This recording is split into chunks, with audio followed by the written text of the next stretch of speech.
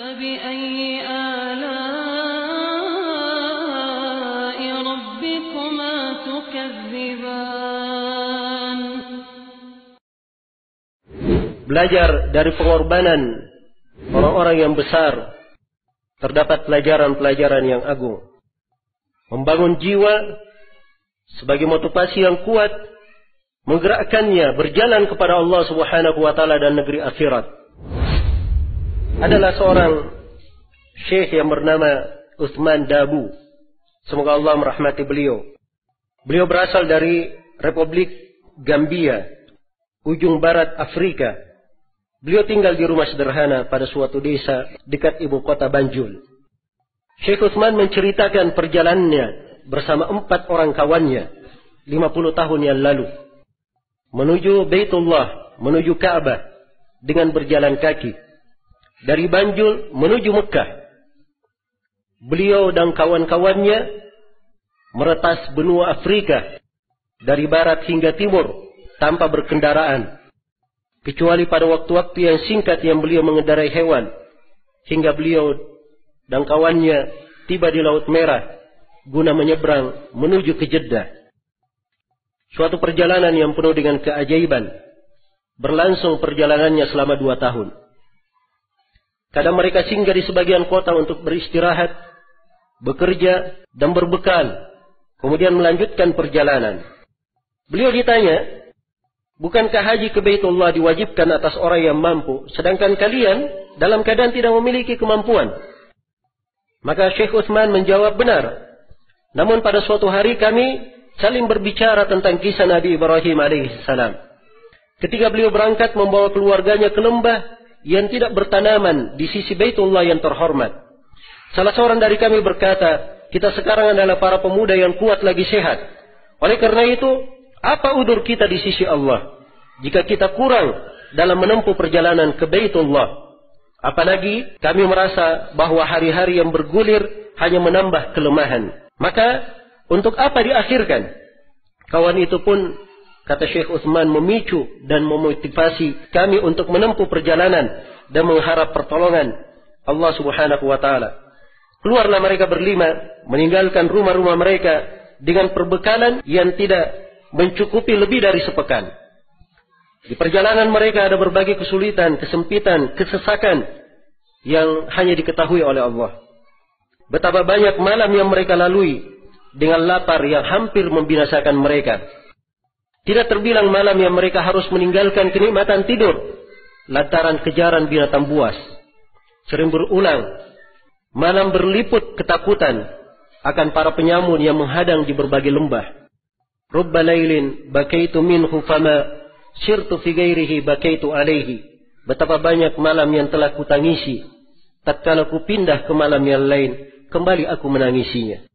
Kemudian kata Syekh Uthman, pada suatu malam saya tersengat oleh binatang buas di tengah perjalanan. Maka saya pun tertimpa oleh panas yang hebat, rasa pedih yang dahsyat yang membuatku terduduk dan tidak bisa tidur. Saya telah mencium bau kematian berjalan di urat-uratku. Wa inni la aran najma hatta ka'annani ala kulli najmin fis sama'i raqibu. Sungguh saya telah mencermati bintang-bintang itu sehingga seakan-akan saya adalah pengawas setiap bintang di langit. Kawan-kawanku pergi bekerja, sementara saya hanya berteduh di bawah pohon hingga mereka kembali di penghujung siang. Syaitan terus memberi was-was ke dalam hatiku. Bukankah harusnya engkau tetap di negerimu? Mengapa engkau membebani dirimu dengan hal yang engkau tidak mampu? Perhatikan bagaimana ujian di tengah perjalanan. Syaitan datang dengan berbagai bisikan untuk mematahkannya. Kata Syekh Uthman, jiwaku menjadi berat. Dan hampir saja saya melemah hingga kawan-kawanku datang. Salah seorang dari mereka melihat ke wajahku dan bertanya akan keadaanku. Maka saya pun menoleh kepadanya dengan mengusap setetes air mata yang telah mengalahkanku. Seakan dia merasakan kepedihanku. Maka dia berkata, bangunlah, beruduk kemudian solatlah. Engkau tak akan mendapatkan kecuali kebaikan biidnillah, dengan izin Allah. Kemudian dia bacakan ayat wasta'inu bis sabri was salah wa innaha lakabiratun illa 'alal khashiin. Ambillah pertolongan dengan sabar dan salat. Sesungguhnya dia sangat besar kecuali bagi orang yang khusyuk. Maka kata Syekh Utsman, dadaku pun menjadi lapang. Allah menghilangkan kesedihan dariku, alhamdulillah. Kerinduan mereka terhadap dua tanah haram terus berdendang mengiringi mereka pada segala keadaan. Pedih perjalanan serta bahaya dan prahara laluan telah menjadi ringan bagi mereka. 3 orang dari mereka telah meninggal di perjalanan. Yang terakhir wafat, dan wafatnya di hamparan lautan. Hal yang menakjubkan dari orang yang terakhir wafat ini. Dia berpesan kepada kedua kawannya, jika kalian berdua mencapai Masjidil Haram, beritahulah kepada Allah akan kerinduanku. Dia berkata, jika kalian berdua mencapai Masjidil Haram, beritahulah kepada Allah akan kerinduanku berjumpa dengannya. Hendaknya kalian berdua meminta kepada Allah agar mengumpulkan saya dan ibuku bersama Nabi sallallahu alaihi wasallam. Mintalah kalian berdua kepada Allah agar mengumpulkan saya dan ibuku bersama Nabi sallallahu alaihi wasallam.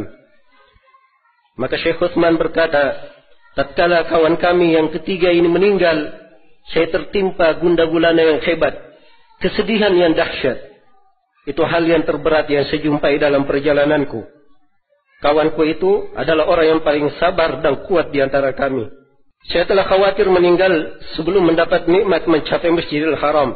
Saya telah menganggap hari-hari dan saat-saat lebih panas dari bara api.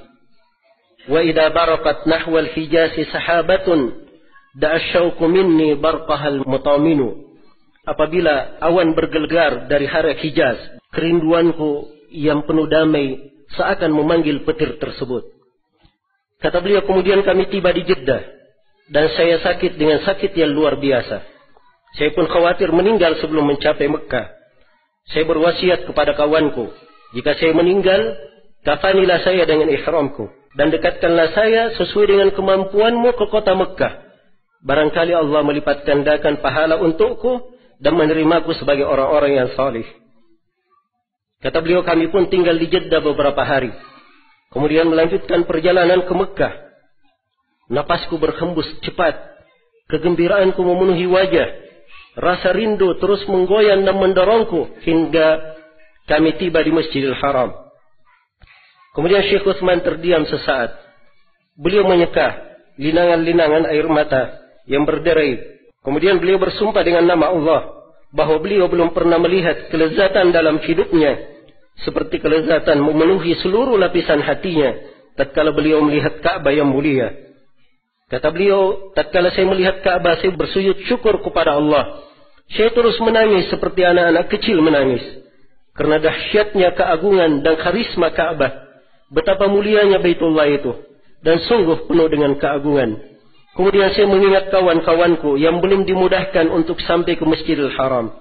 Saya pun memuji Allah Ta'ala atas nikmat dan keutamaannya. Kemudian saya memohon kepada Allah Subhanahu untuk mencatat kebaikan langkah-langkah mereka dan tidak mengharamkan pahala untuk mereka, serta mengumpulkan kami semua di kedudukan jujur di sisi Allah yang Maha Berkuasa lagi Maha Mampu.